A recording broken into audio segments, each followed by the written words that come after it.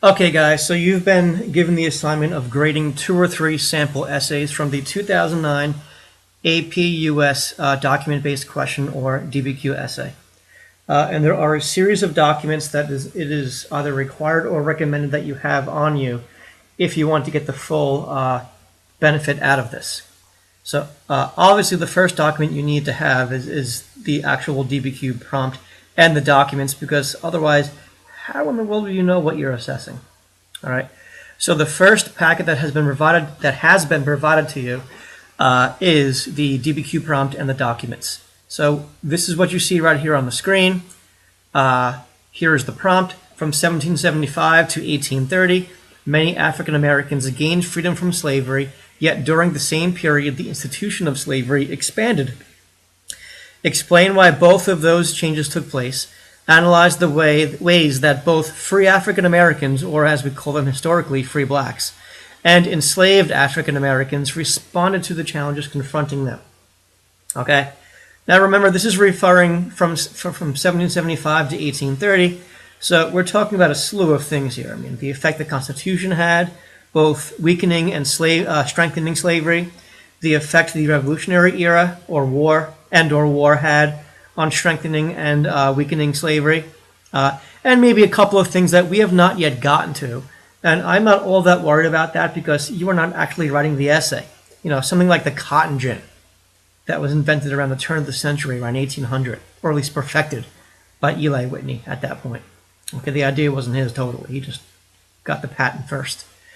And the expansion of slavery that came out of that, from 1 million to by 1830 it was in the millions, but by 1860 it was 4 million. All right. So again, I am not so worried that you don't have knowledge of all this information yet, because you're not writing the actual essay. Now, one of the things you will be assessing is how well the author of the essay uses the documents. All right. So you will need to have a passing familiarity with what documents are at his or her disposal. So there is no need for you to actually kind of pre-write or mark up these documents at all. All right. You just need to become familiar that they are there, and enough so that when you see them in the essay, or don't see them, but when you do see them, you recognize, hey, this is a document, and you go back, and you may want to mark up the essay Doc A or Doc B, which one they happen to use. Okay. So for example, let's look at document A real quick. All right. A lot of these documents, or some of these documents you've seen, some of them are going to be new to you. But again, remember, they're designed so that you can tell what they're about by reading them. But this one you may be familiar with, or it was discussed during one of the PowerPoints. Lord Dunmore's Proclamation, Virginia, 1775. All right, Revolutionary Era. It was basically the royal governor of Virginia, the English royal governor, who was acting against the colonies. Remember, it was the Revolutionary War. And he was offering freedom to any slaves that fought on the British side. And you know what? They took him up on that deal, big time. Because remember, who in their right mind thought the colonies would win? So slaves viewed this as their best way to freedom, all right, to fight for the British. All right. So that's more or less what that document is about. This one, you may not have seen this actual document, but you know from one of our assignments that, you know what, slaves did write petitions against slavery to their local governments. All right. So you're familiar with this type of document. So you just kind of peruse the rest of the documents. This one's pretty easy. It's about the expansion of slavery from 1790 to 1830. Okay. And again, that's going to be along somewhere in the essay that talks about how, yes, slavery did expand, and why. They'll talk about the cotton gin, which is information you wouldn't have yet. Okay, but you will have other documents at your disposal that will tell you that's a possible thing they can talk about. All right. You see a Negro Methodist meeting in Philadelphia, a church meeting, basically. Documents E, F, and G. Remember Venture Smith's name? He was one of the concerned townspeople in our New England slavery reenactment. Okay. We talked about Gabriel Prosper's rebellion in one of the PowerPoints. Okay. But again, these are all documents. If you haven't seen them already, you should or may have an idea of what they're about. Okay. Now, this DBQ, as I may have said, is an older DBQ. It is not aligned with the redesigned AP test as of this 2014-2015 school year. But I tried to pick one that was like a question they promised to be asking. The drawback is it has 2 more documents than you're going to have on your DBQ. What is it? A, B, C, D, E, F, G. So you're going to go up to G, and on your DBQ, this one goes up to J, so that would be 3 more documents. It's been a long time since I took a math class. All right. So again, give yourself a passing familiarity with what documents are at the disposal of the author. So that's the first document you will need. All right. The actual DBQ and the prompt that was given to you. Okay.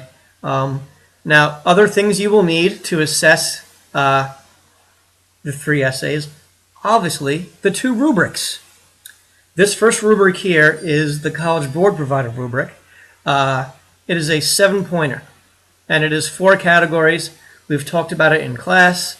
After you read each essay, you've got to decide, do they get the point for the rubric? I'm sorry, for the thesis statement. Do they get 0, 1, 2, or 3 points for the analysis of the docs as evident in the essay?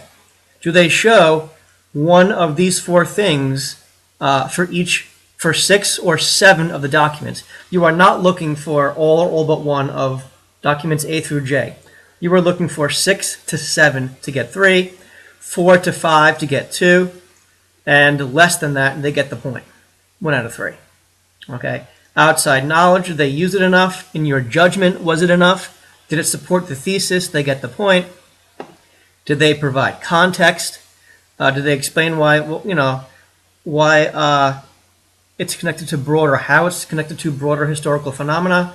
And the last one here, remember, the easiest way to get that 7th point is to mention a counter argument.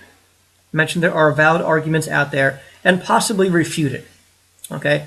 Also remember, you can extend your thesis to explain why it's important to know, for us to know this type of thing. Okay. Those are the 2 most common ways to get that point. Okay. Or maybe, since you will have more of a knowledge of other historical periods by the time you take this DBQ portion of your AP test, you can connect it to other historical periods. Okay. The other rubric you will be using is the 6-trait information writing rubric. Now, you were given a writing guide in your writing guide packet.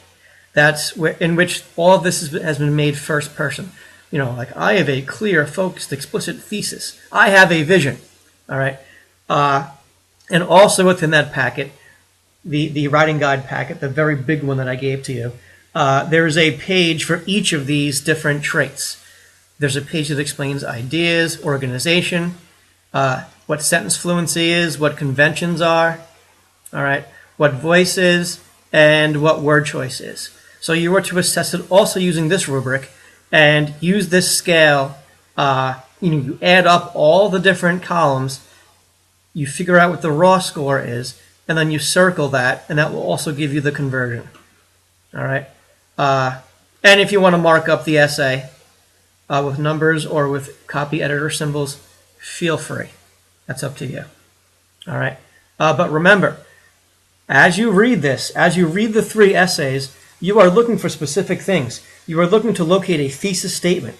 You are looking to locate the topic sentence and the purpose of each paragraph. You are going to be gauging how well did they use evidence to support each of those topic sentences. You are looking at how well they used the documents, all right, and how well they used outside knowledge. All right, so you'll be marking up the essays looking for those things. Okay, so now let's get to other, that's the same document, other documents you will need to assess these essays. All right, so this is the rubric. Let's get out of that. Okay, don't tell me I don't have it open. Okay, guys, thank you to the power of the pause button, I was able to pause the video and open up the document I had to open up. So there are a few other documents that it is suggested that you have at your access to make it easier, actually, for you to adequately assess the essays and to get the full benefit out of this. Okay. Another document you should have is, and I think I gave to you, is a brief timeline of African American history from 1775 to 1830, the exact date parameters that the question is asking about. Now, these documents have been provided by the College Board. All right. So this is kind of like context, some outside knowledge, giving you an idea of things that happened during this time period. All right. And it is a one-page document. Now, oh, it's a two-page document. I apologize. Again, math has become my weakness. Here's the one-page document. The list of possible outside information. Now, you may be looking at this and freaking out because you're thinking to yourself, there is no way I know I should be expected or can be expected to know all of this on test day. And you're not. You are not expected to know this. An average human being does not know all this stuff. I mean, I do this for a living, and there are things, John Russworm, never heard of him. Okay? And if I have, I've forgotten. All right? So there are things in here that even I don't know about or don't remember. Okay? So there's a list for a reason. The test grader, G-R-A-D-E-R, gets a copy of this outside knowledge just because he or she might not know all of this stuff. And he needs to know, okay, if it's not in the documents and they're talking about it, is it on this list of outside knowledge? Okay? So it is one of those things you will be assessing, the usage of outside knowledge. Okay? The third document or set of documents you will need is the College Board provided analysis of the outside documents. As you can see here, this is document A. This is Lord Dunmore's proclamation. Okay, it matches up precisely with the actual DBQ, and it gives you the document information, which is more or less the summary. Document inferences, things that you can infer that does not say explicitly in the document, but things that you can infer. This is where the analysis comes in. And these are things that you should be thinking about when you are going to, in fact, be writing your own essay. Now, the last thing, potential outside information triggered by the document. Okay? And again, these are things that you might want to be jotting down next to the document very quickly as you are writing it, when you are writing your own essay. Okay? So you can see that they have this for each of the documents. So if you recognize a document being used, refer to this specific page in this packet and say to yourself, how well did they use it? Okay? All right, so the last thing you will need, the last set of documents you will need are the actual essays. All right? Essay 1A is 6 pages, and it begins when the United States of America was created as an independent country, yada, yada. So you will read all 6 pages because you're all going to definitely be getting 1A every year. And again, you will look for the thesis statement.